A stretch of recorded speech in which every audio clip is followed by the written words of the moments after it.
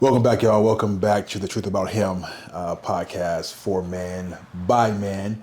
For men. Our whole goal is to make sure that we are helping men through our mental health journey because we go through our own. Exactly. So we want to just share what we experience in life and to make sure that all men are knowing that realizing what a real man is, right?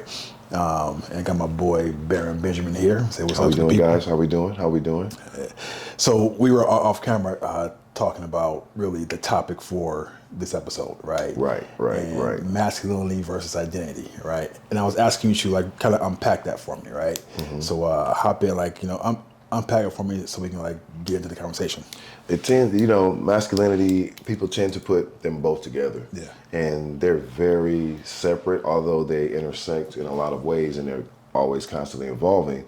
However, the biggest difference between masculinity and identity is masculinity is more of a social view of what men should be. Okay. And it's a role and it's a trap that we all fall into from time to time. Where I should feel this way, I should do this way because I'm a man. Right. As opposed to identity, which is more of a personal idea of who you are, how you were raised, who you grew up around, what are your beliefs, what are your disbeliefs. All of these things come into effect and they all take part of who you are. They're part of what you are, part of what you believe. They are who people see you as. So that's the biggest difference I see between identity and masculinity. Mm-hmm. However, the world gets their view of men by their own personal identities, and vice versa. People get their personal identities based on what the world sees them as. So people need to understand the biggest difference between those two. They're not the same thing, but they mirror each other very, very much. Okay. Yeah, very, very much. So interesting. So to you, what's the definition of a masculine man? Like, what's a masculine man? Because you said it came from social constructs, right? Mm-hmm. So what is a masculine man when you were growing up, when you were a teen, and who you are now? What's a masculine man? So I think so. Let's go back. So as I was growing up, I had my grandfather around me a lot. He was the man's man. He taught me how to cut my grass, maintain my yard, be responsible, be on time, things of that nature. My father taught me the same thing: be organized, be accountable, like that. So I grew up seeing guys or men going to work all the time, dealing with work, bringing it home, and leaving it where it is supposed to be, and then just living in that family construct. Yeah. That was as I was growing up. As a teenager, I saw different things. I saw men who were not responsible so much. Okay. Drug dealers, gang members, stuff like that. They're not working. They're out in the streets. They're out on the basketball courts. But you can't tell them they're not men. Right. They are men, and you can't call them certain words because that's an instant trigger for them. So that's another type of man. That one that's in the streets but not really responsible, but yet it's a contrast to what I saw when I was growing up. Yeah. And let's fast forward to nowadays. Now, we see men doing different things now. We see men being stay-at-home dads. Right. We see men maybe not working 9 to 5s no more because 9 to 5s are hard. They're dwindling away. Yeah. People are not working 30 years at the same job. Right. Things are changing. So men are changing. Yeah. So I guess my question to myself and everyone else is, are all of these men masculine? Or all these men have a different identity that causes them to say, I'm still a man? The answer is yes. They're all men in their own way. So to answer your question, the definition of a man and the definition of masculinity, it varies. Yeah. It's subjective. Yeah. It depends on who you are, what you identify, how you identify yourself as. Meaning, if you believe you're a man because you don't cry, subjective. Right. I might disagree with that. Some people may disagree with that. If it works for you, I can't condemn you. I can't tell you that you're not a man. That's not my place to tell you that. Yeah. Being a man is subjective. We have a lot of things that are we all have traumas, we all have past traumas, we all have triggers. Yeah. Our triggers make us react to different things differently. It does not make us more or less of a man. Yeah. So I think that is the mindset that we need to have moving forward, as opposed to saying you're not a man, Right. or you are less thereof. Yeah. Perfect example. This is a perfect example, and I'm the biggest culprit of it. I swear I am, or I used to be. I'm learning not to. Not even about 5, maybe let's just say 3 years ago. Okay. Your boy comes to you, hey man, I just broke up with my girl. I'm feeling some kind of way. I don't know what to do, and he's calling you crying. Mm-hmm. First thing we're gonna tell this guy, really, man the hell up. Mm-hmm. Why are you sitting over here crying over here? We have to watch our words. I do think that Language. I do think that moving forward, whether you're man or female, we need to watch our words. Yeah. We got to watch how we speak to people. We have to speak to people with the intent of how would you want that person, or how would you want someone to speak to you? Right. A, or B, more importantly, how would you want that person, or how would you want someone to speak to your mother? Right. That's the mindset we need to have moving forward. Because if we were coming from a man's perspective, I'm going to always respect you, because I don't know you. I don't know the path that you walked. I can just know that it's a path unlike my own. Yeah. So I respect it. Right. So given that, I respect where you come from. Right. I respect that my journey is not your journey. I respect that you don't do the things or value the same things that I do, but it opens up for conversation. Yeah. It opens up for perspective. It opens up insight for myself moving forward, maybe yourself moving forward. So I think that is one of the things that we have to do, not just put manhood or masculinity in a box and say, this is what it is. Right. That's not accurate. Yeah. I don't think we're going to be right with that.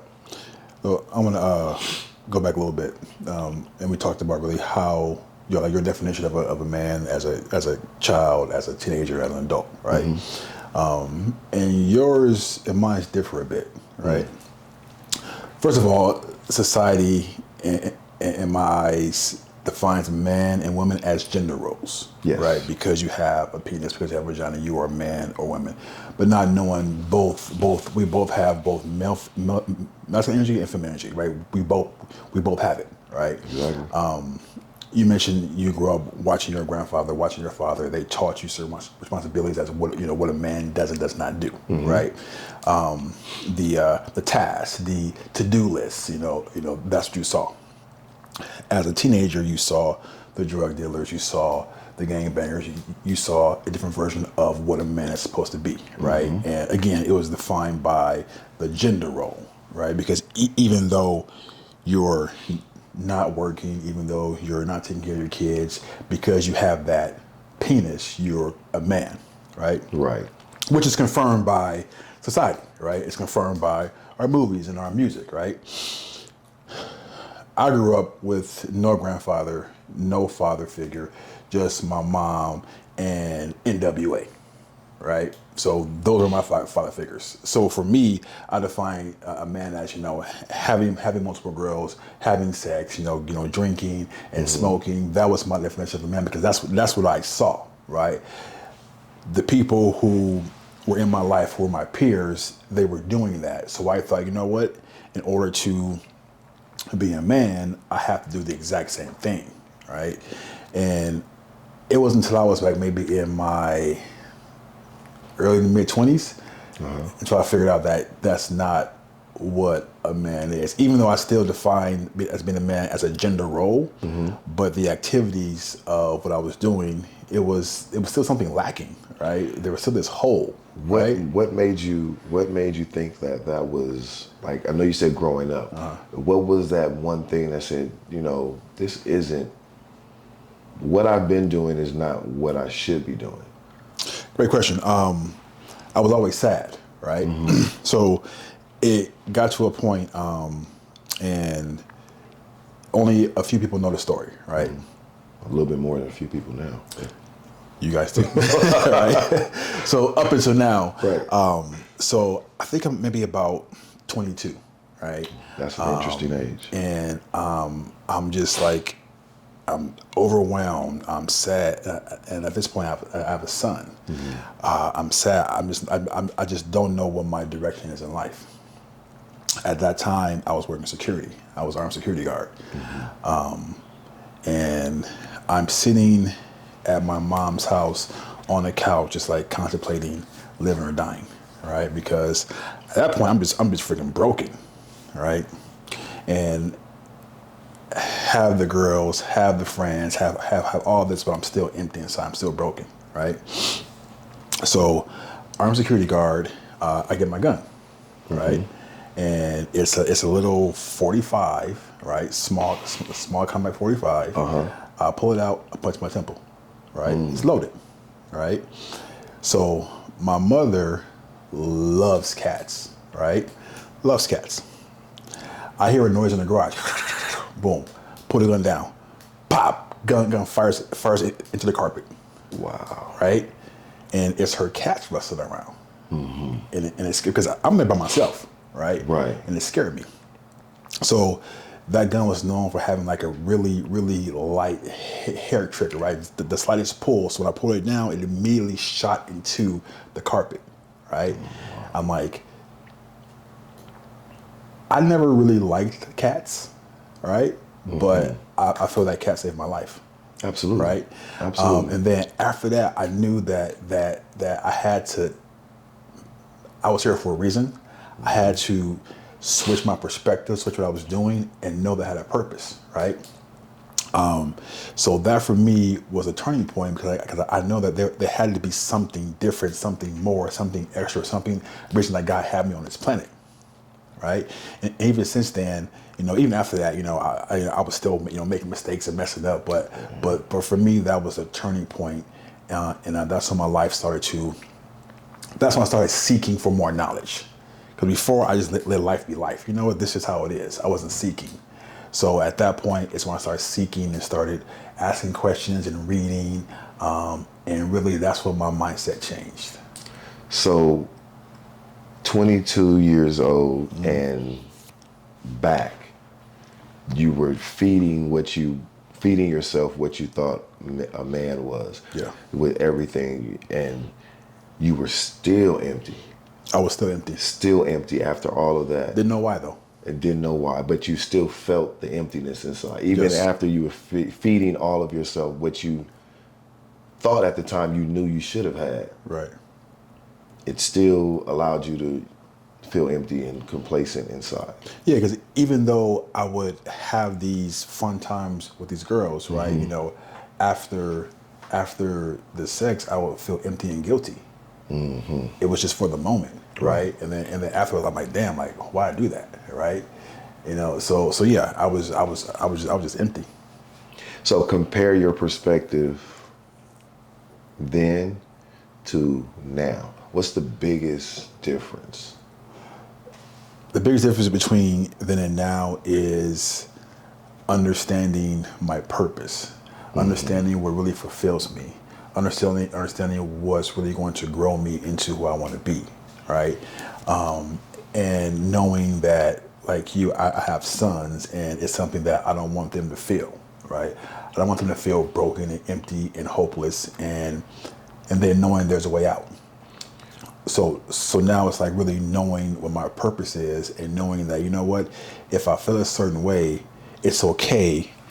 But why I feel this way, process that, go through it, and figure out why, and then knowing that I can do things to change that instantly, right? I can make a decision like that and change it.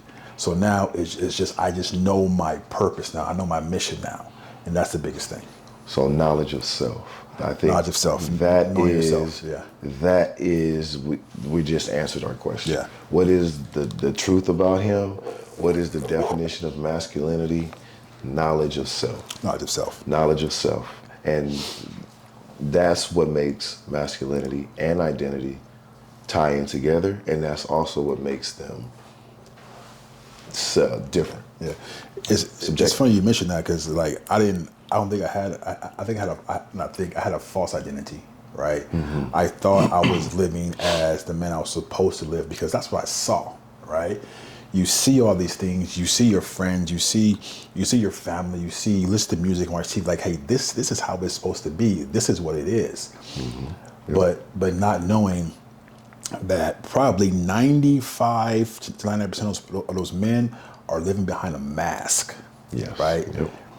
What you see here, the smile, the grit, the tough guy, it's a mask, right? And eventually you have to go home and take that damn thing off, right? And then you are sitting there alone with yourself. And for a year, I mean, even though at 22 I realized that something had to change, I don't think my mask came off until I was damn near 40, right? Yeah. And I think sometimes it's okay to wear that mask, but just know why you're doing it and know that, hey, you know what? Once it comes off, I have to be my authentic self, or don't try to hide or tell people that this is who I am. It's not really you. And it's not really right. you. So the mask sometimes protects us from the world in a sense. But that mask can be your be all, true all identity 24/7, 365. Can't be. So here's a weird perspective I'm gonna put out. I think masks are good. I agree. I think masks are good. We should have a mask. Perfect example. Here's a perspective. When I was about maybe 16, 17, anywhere between 16, 18 years old, I would go play basketball. Again, this is 16 young me now. Yeah. So I'm out there all day. Yeah. And I'm playing with these thugs, gang members. These aren't people that are playing in leagues. These aren't people that are playing with other high school teams. I'm playing with grown men. And these men are thugs. Yeah. All my life, that's all for years, that's where I played it. Yeah. Just nothing but thugs. So it was a time when, I think it was like in the late 90s, when they were about to go do some activity. Yeah. And I was like, okay, cool. Active. Yeah, they're about to get active. So I'm like, okay, cool. Let's put this basketball down. What we doing? And it was the older guys that were like, what you doing? Yeah. This is not what you do. Wow. We're about to go do this. You stay here. You play here with the younger kids or your kids your age. So even they knew. Yeah. This is not what you do. Yeah. This is you go to school and you play basketball. Yeah. That's all you do. You're not part of this life. And I would say that those guys probably saved my life. Right. Because those same guys are either now locked up or dead. Right. And the ones that told me to stay, I know for sure, for a fact, they're no longer here. Yeah. So they saved my life, and they also taught me that I was playing thug. You know, I wanted to. You know, I thought it was the cool thing to do. I wanted to. I wanted to be from this. I wanted to do this. I wanted to throw this up. I wanted to, be part of this. And that's not. They blatantly. That's not what you do, bro. You go to school. You play ball. That's what you do. And we allow you to play ball with us to toughen you up. Yeah. That's it. They looked at that as playing a part of my life. So they wanted me to be tough on the basketball court. Yeah. So they beat you up on the court legally. They made you, question your gifts or how good you were because they cook you every time. Yeah. So you had to step up. But that was a mask that I was wearing. I wanted to wear that thug mask, and I didn't want to be the kid that just played basketball and went to school. Didn't want that because that wasn't what cool was. Yeah. I look at that now as those thugs are part of my story. Those thugs are part of my why. Yeah. So they saved my life in an instance. So I could never thank them enough. Yeah. I'll never be able to thank them because half of them are no longer here. Yeah. But masks are good in a sense because it gives you a chance to go out into a world that may not accept you for may not. You are. And I'm being nice. right. I'm being really nice. Yeah. They may not understand who you are. They may not take the time to accept who you are. They may live in a masculinity idea from the 80s, from the 90s. Yeah. So they don't look at you as just because you are with your kids 24/7, or you are taking your kids to school, you're not a man. You can't possibly be a man. You stay at home and you take care of your kids and you work from home. Yeah. I mean, a lot of people work from home now. Yeah. So how does that look like? Am I less of a man because I don't go into a 9 to 5? Am I less of a man because I don't work in, construction, or I'm not a cop or things of that nature? No. You have male nurses. Yeah. You have male stewardesses. Yeah. That wasn't a thing back then. It was, this is a male job, this is a female job. Yeah. This is not a job you should have, this is a job you should have. Yeah. Who sets that out? That's my question.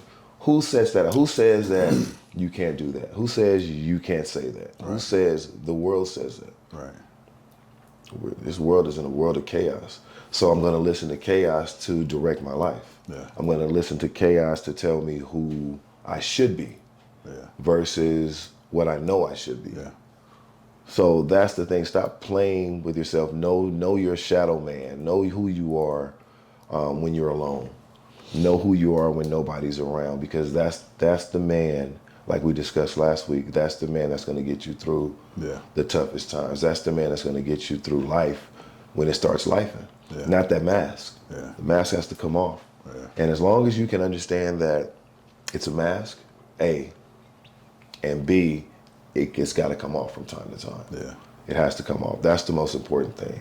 And it all ties back to knowledge of self. Yeah. So that's good. Yep. You mentioned chaos, right? The world's in chaos. And I think chaos gives us a sense of safety. Yeah. Right? Mm-hmm. Because if everybody's doing it, then it must be right. If everybody's in chaos, then if I'm in chaos too, I can have a sense of safety, right? Because it's chaos, I have protection. But stepping out of chaos and thinking for yourself, and following your own heart is really something that you're not supposed to do. Right.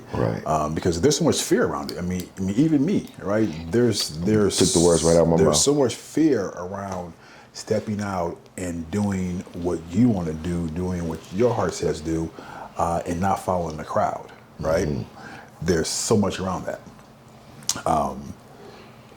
You also mentioned that you were playing thug, right, on the court.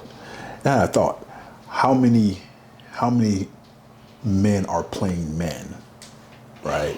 Who are thinking that, I have to do these amount of tasks, I have to do this and do that. If I am not the worldly protector, provider, then I'm not a man. Or if I'm not, taking care of my family, taking care of my kids, if I'm not protecting and providing, then you know what?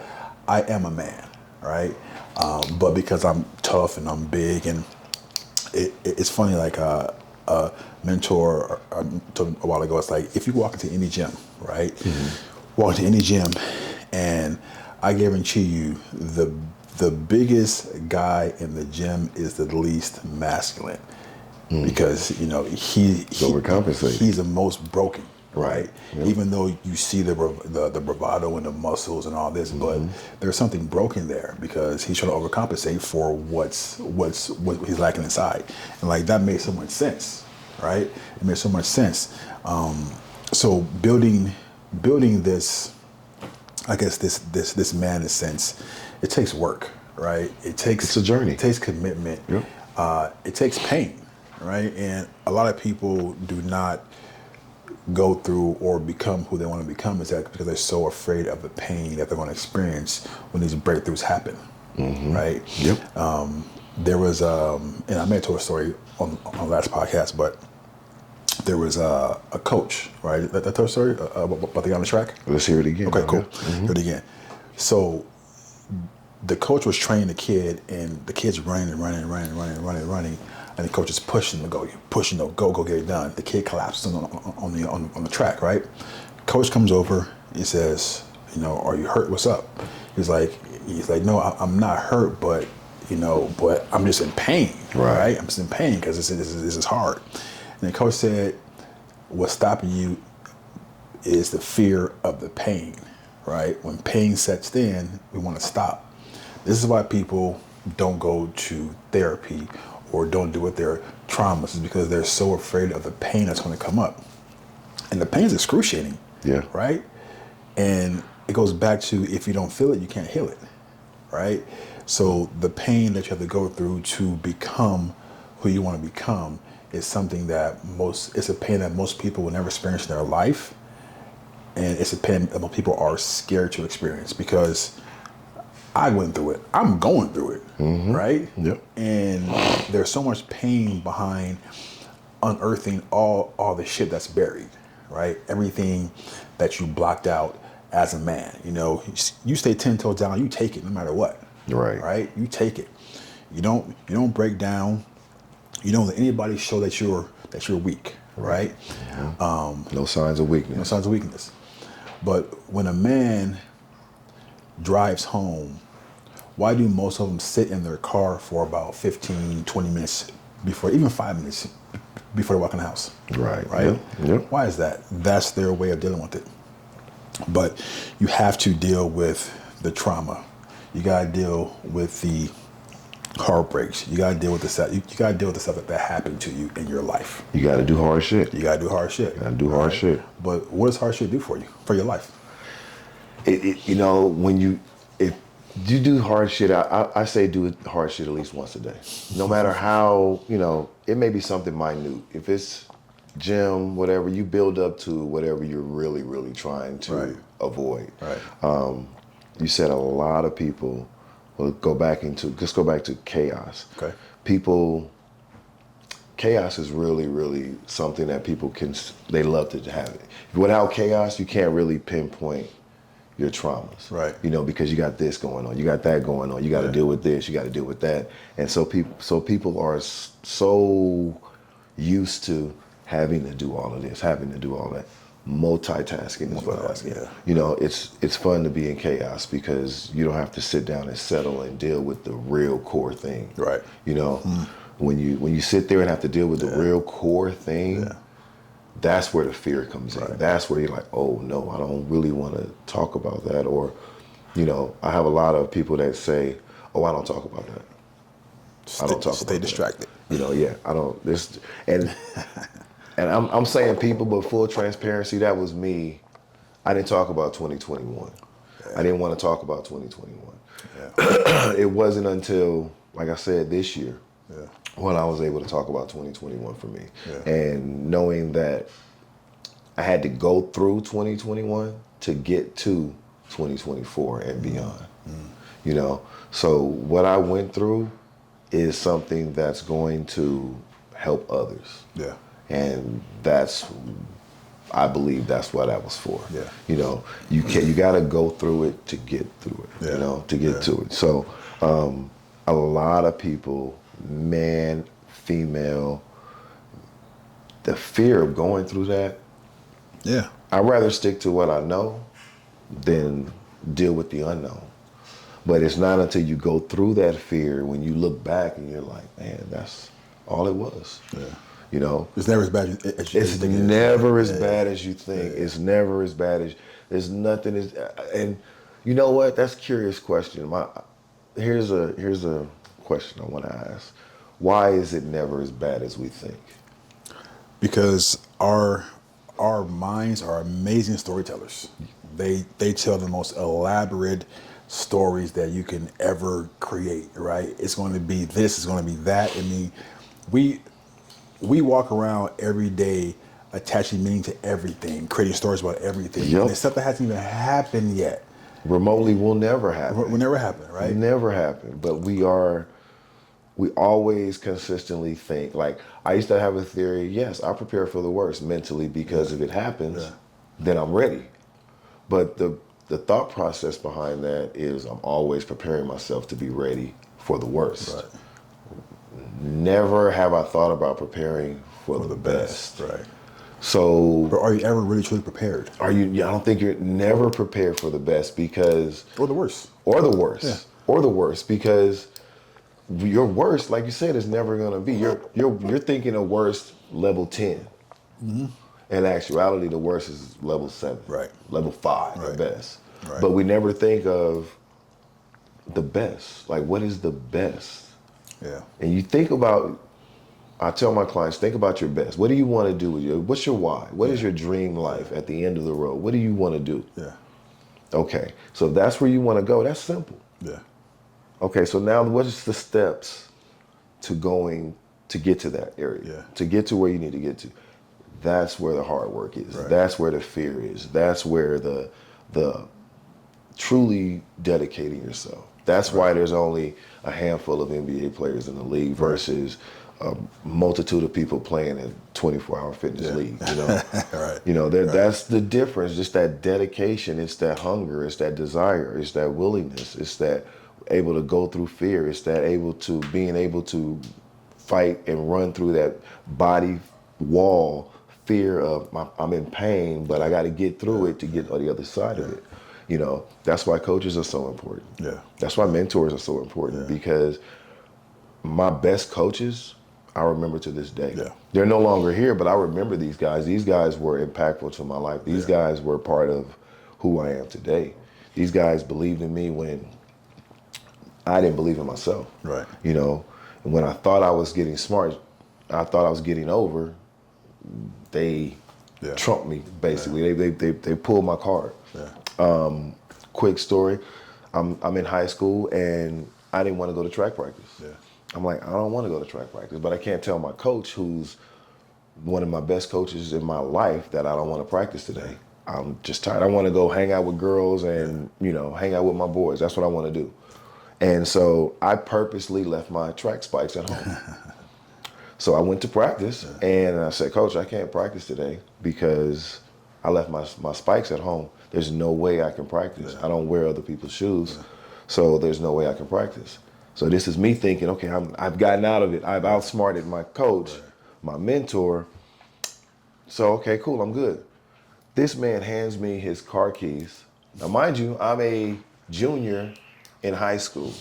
I don't have a license. Yeah. I live in LA. My school's in Gardena. He gives me his keys. He says, we're going to hold practice. Here's the keys. Go get your spikes and come back. Wow. And we'll start practice when you get here. Wow.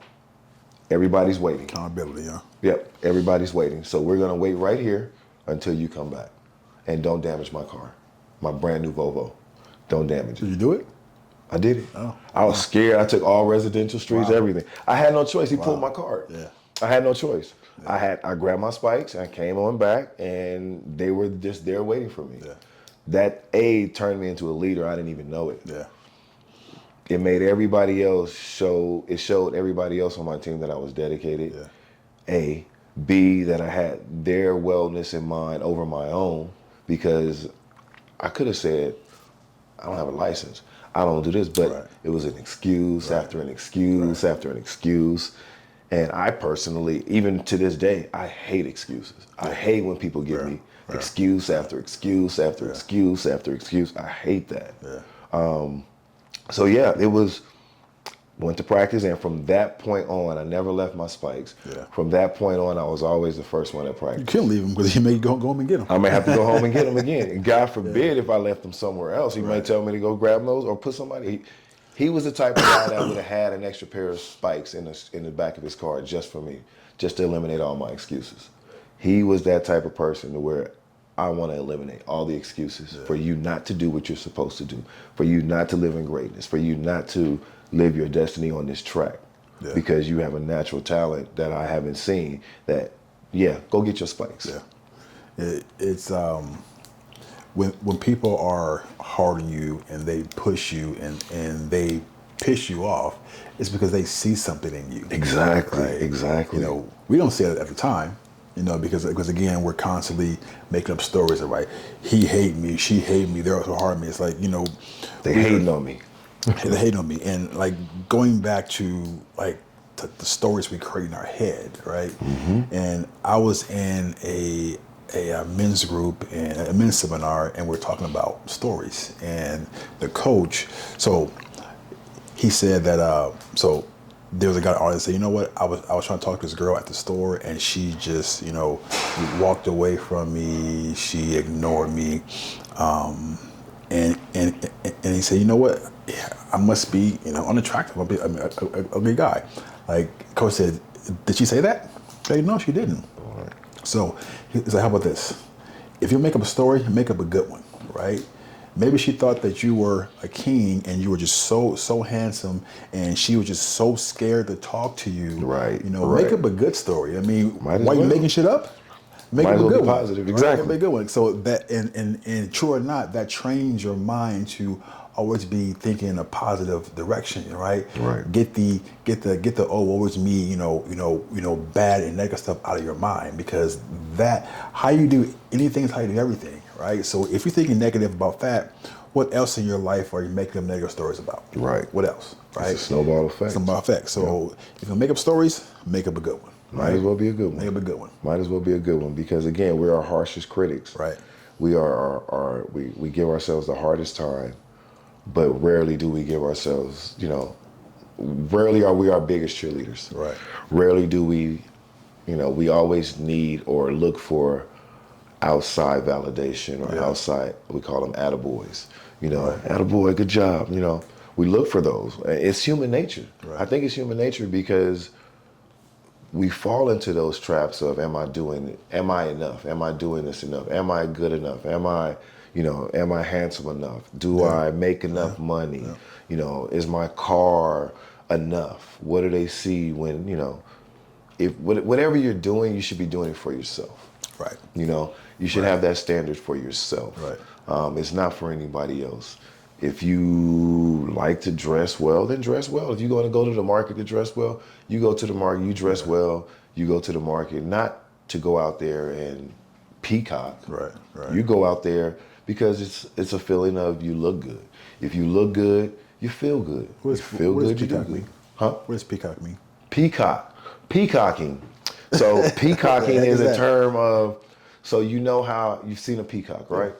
And when they're strutting around, Gotcha. They Gotcha. fan out their feathers and stuff to say, here I am, this is me. Right. Peacocking in a sense. Okay. That's exactly what peacocking is. So we do that, but I personally have no problems with peacocking. Yeah. I have no problems with peacocking, because as long as it's done for you, as long as it's done for you, if I'm doing it for somebody else, in the long run, that's gonna definitely wear out, because that person may be in and out of your life. Right.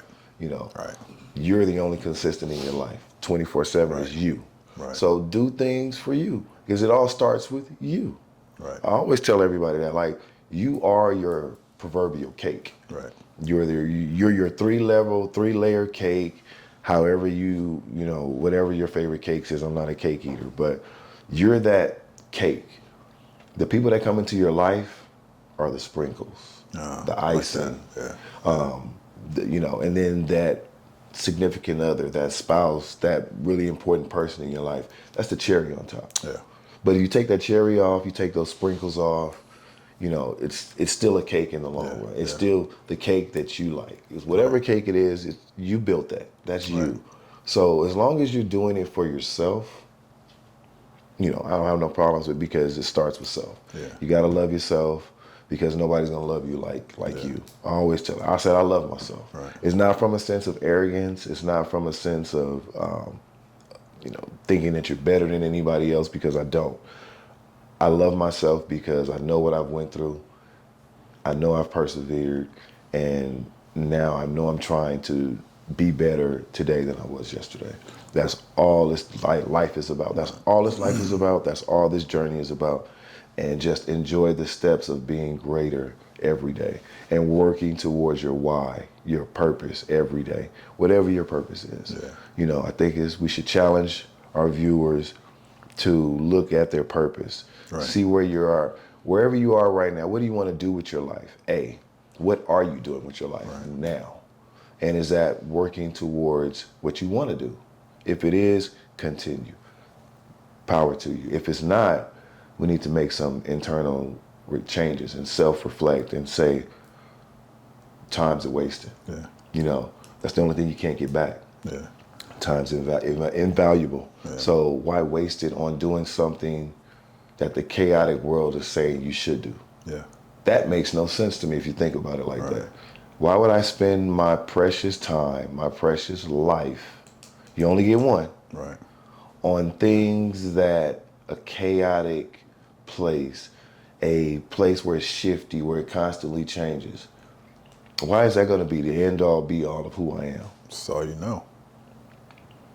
Doesn't make sense to me. Though. Yeah. It doesn't make sense. You should. That's where that's where fear comes into. Yeah. I'm scared to look within myself. I'm scared to look at in my closet and unpack that. I'm scared because I don't know what I want to do. I don't know how I would react. I don't know how it will change me. I don't know how it would hurt me. Yeah. So I choose to leave it in the back and just live this chaotic world.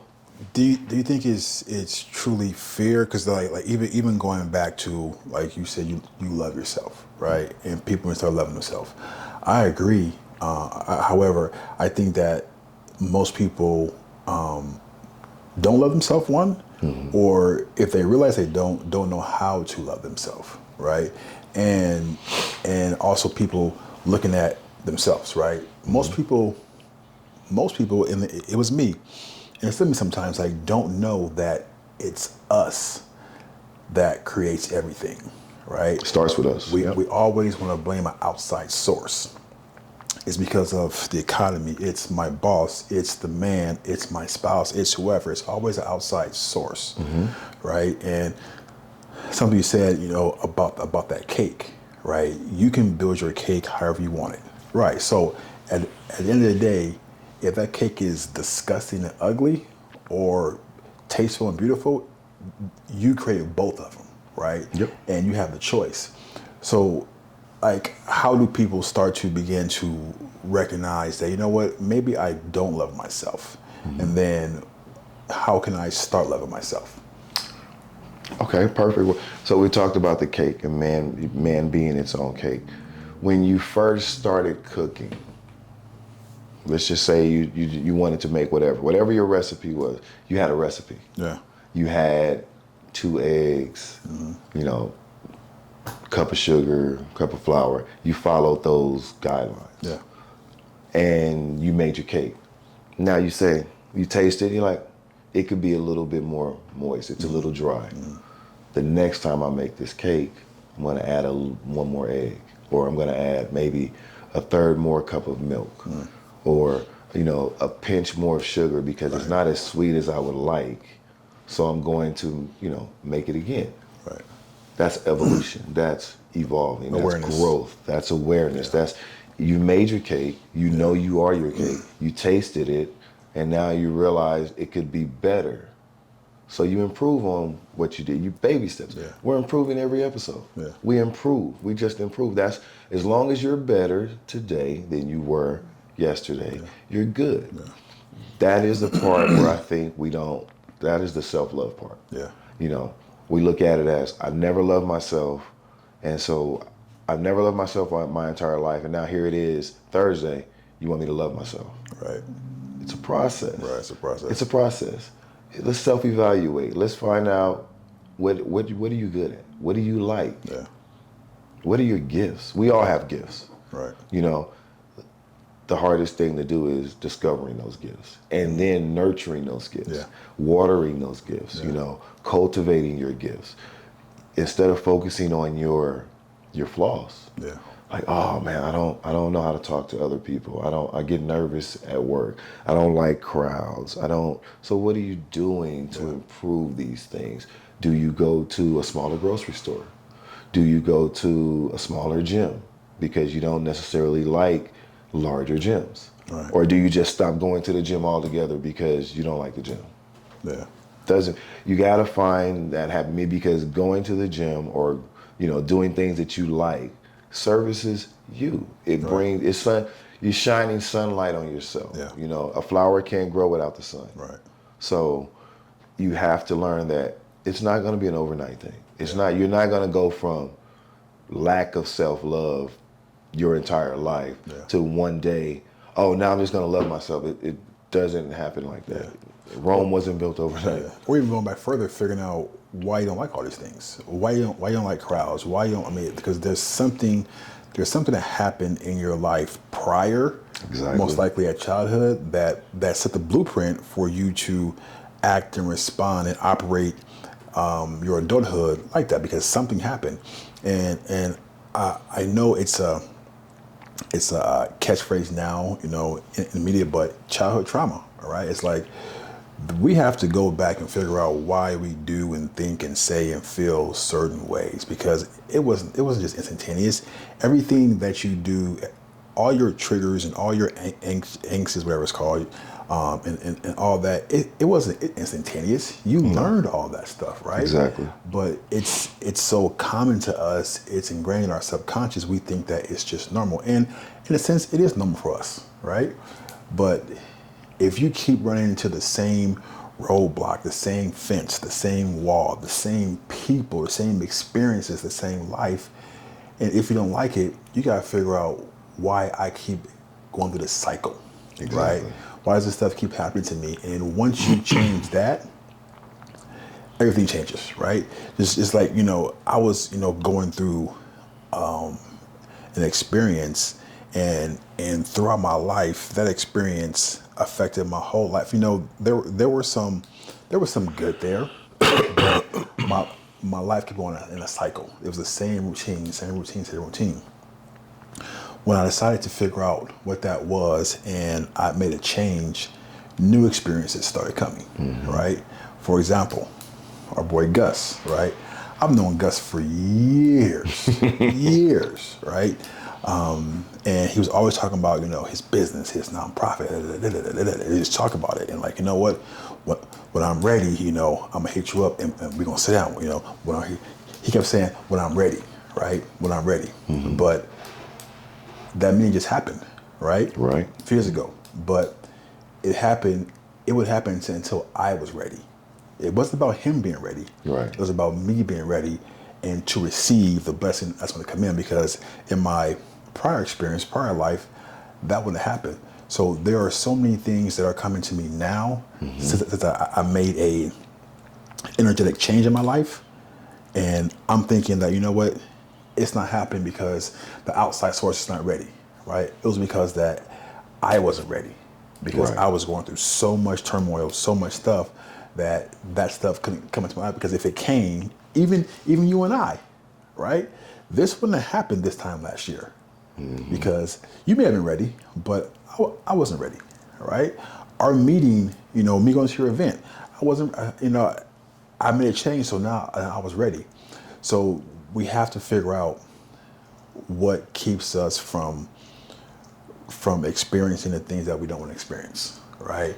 And then how do we learn from that? And also, what's the lesson? Because I firmly believe that everything in our life happens for a reason. There are no mistakes, like zero mistakes, right? Everything.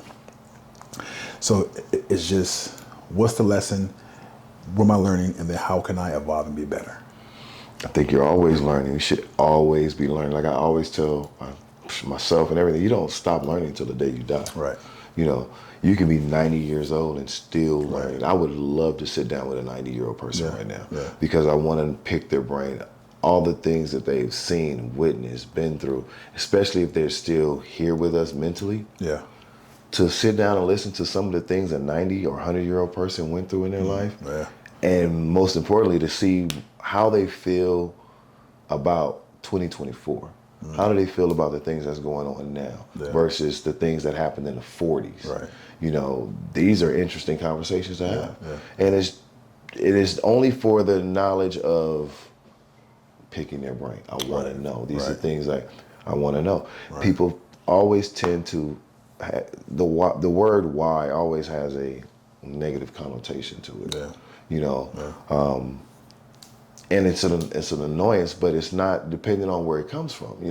I always asked in my professional life, like, why? It's not coming from a sense of, I don't want to do this or challenging it. I just want to know the thought process behind it so that I can understand the perspective, so that I can move forward, so I can share it with my team, so that make my team a little bit more effective. So, got to constantly always ask why. Yeah. Something happens to you, good or bad. Why did this happen?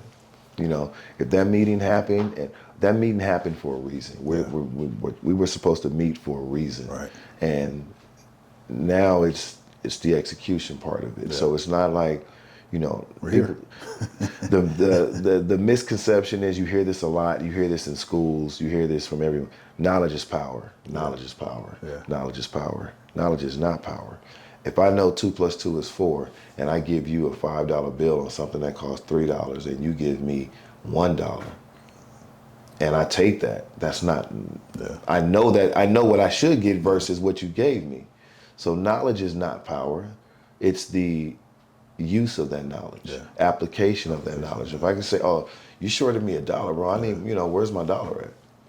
It's the application of knowledge is power. So when you ask why and you apply those whys to your life to help improve your life, that's the power. That is the willpower, knowledge of self, the denial of things that you know are wrong for you. Denying that is real power. Knowing that you shouldn't do this, that's real power. That's what we talked about before when I showed you my phone. Right? Exactly. It's like denying, everything that you should be doing ain't good for you, right? Right. Everything good that look good to you ain't good for you. And I think that's really part of being a man, is denying thyself. Denying the things that this may look good, smell good, taste good, feel good, whatever, but I know in the long run this is not going to be good for me. And I always ask a question now: if I do something, if I do this, what's that going to cost me? What's the cost for that, right? Because we all do things for temporary satisfaction, right? Right. But not weighing the cost, right? Yeah, and the cost can be huge, right? It can be huge. And one thing I want to ask you, we're talking about masculinity versus identity, right? Mm-hmm. So, identity, real quick. So, do you think a person needs to really form a new identity, or just tap into what they already have, or yeah? I think a man should look into himself first. Okay. And the lifestyle, like I said, my idea of manhood at 10 is not the same idea of manhood I had at 20. Yeah. My manhood idea of 20 is not the same manhood I have in my 40s. Yeah. It's different. Yeah. It's growth. It's a journey. It's always evolving. Yeah. So, I think that we should understand this, that my identity is constantly evolving. Yeah. It's constantly evolving. Now, I'm going to take it right back to our core 4. Your core 4 is your pillars of your identity. Yeah. It may change. You may, your fitness may be, as you get older, it might not be the gym. It may be just walking to your mailbox. Yeah. That could be your fitness. It changes as you evolve. So as long as you have those core 4s, those are your pillars. So when life hits you, when you have challenges, and you fall to those pillars stay the same. They get older as you get older. So they get more weathered. They've endured storms. They've endured all kind of traumas. So they're tattered. They're beat down. They're weathered, but they're still pillars, and they're still strong. There's still something for you to hold on to. Yeah. So those things, knowledge of self, your core 4, those are the things that your identity should be wrapped around. Yeah. Your identity is going to be different from mine. Yeah. My identity is going to be different from somebody else's. Yeah. It's not the same. That's what makes us special and unique, is because we're all different. And we need to start embracing these differences almost to make each other better. Yeah. Because honestly, let's think about it really, really. Imagine this. Me and you just the same. We can go out there and find 5 other people. They're just like us. Yeah. We go to another city. We find 3 other people just like us. I'm gonna get bored personally. Right. I'm gonna get bored. Like I like me, but to have like 50,000 of me's, Yeah. that's boring to me. Like we gotta have something to, offset each other. I gotta be able to let's go do this. Like I would have never done that if you wouldn't have told me to do that. Right. These are the things certain things that take us out of our comfort zone and they make us uncomfortable being comfortable. So I think that it's your identity is always evolving. You're never set. If you tell me this is who you are, this is how it is, you got room to grow. You got room to grow, and you need to open that closet in the back and unpack some stuff because I guarantee you, once you unpack that stuff and go through that necessary wall of fear, you're not going to be the same person who you are right now once you go through that. So I challenge guys to look at that shadow man, look at that man in the mirror, take that mask off. What is your identity? What do you identify as a man? What do you identify as? Biblically speaking, people are always, God himself is an if-then kind of God. He literally says it in scripture. If you knock, then I will open. If you seek, then you will find. So it starts with you. You have to do it first. Then you get that. If you want that job, if you want that money. I used to anybody I was going to promote. If you want to act like a manager, if you want that manager position, you should have already been acting like it. As if. I'm not going to hire someone as a manager if I don't see it in you already. So it's the same thing with God. He's not going to do anything if you're just sitting at your, Lord, I want to do this. Lord, I want to do that. And you're just sitting at home eating bonbons, watching whatever. You think he's going to do that? No, he's not going to. A, don't bless mess. B, he's got, we hear this a lot. He only helps those who help themselves. So you got to get up, get out, and do something. And that's a song. That's a song. So look it up. Look it up. But you can't stay inside. You can't stay in your proverbial four walls and expect change. It's not gonna happen. You have to get out, you have to go, and you have to be what you want. That goes with any relationships. If you want a woman who's loving, caring, sensitive, and cares about others, then that's what you need to go put out in the world. You have to put it out in the world because you can't be recluse and say, I want a woman who's extrovert. Where are you going to see her? Where are you going to meet her at? You DoorDash and you do everything else. Everything comes to you in the house. What do you expect? How do you expect to meet her? So you have to be what you're looking for. You have to be what you want. If you want the world and things to be around you positive and you want things happy and good, well, first off, let's not be delusional. Nobody's happy 24/7. Life happens. Things happen. People piss you off. People get angry. You get angry. Not acknowledging that is a part of that trap. When you acknowledge, I get angry, I get pissed off. Okay, what do you do now? What do you do when you get angry? Why do you get angry? Why are you angry first? Are you angry because you're impatient? Are you angry because you don't know patience and why are you driving fast? Why are you doing this? You have to ask these questions. Why?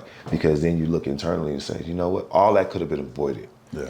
Because why was I doing that? I didn't even have to do that. There wasn't an intimate need to do that. So why? Now it caused all of this, all of this snowballed into this, and it all could have been avoided if I just would have done this. Something simple. So I say that to say we gotta just A, know that we're always evolving. B, give ourselves grace, and C, we're not going to get it perfect the first time. And anger is, I mean, even you're talking about the word. I mean, anger is okay. I mean, even the Bible says anger is okay, but it's just what you do with that anger, right? It's not okay. Exactly. You can get angry and you can start beating somebody up, cussing them out, you know, doing all kind of dumb stuff, or get angry, process your anger, figure out, okay, this is what it was, and then go talk to that person. The actual emotion is okay. It's what you do with that emotion which causes the problem, right? Yep. So emotions are fine. You know, as everybody know, emotions are fine. You're supposed to have emotions. Yeah, we're human. We're human. Yep. We're human. It's just how we act them out or live them out. That's where the problem comes in. That's what separates us. That separates us. So this is a good one. All right, this is a good one. This was a good one. So anything for us in closing? You know what? I think that we looked in. I hope everybody can understand the difference between masculinity and identity. Yeah.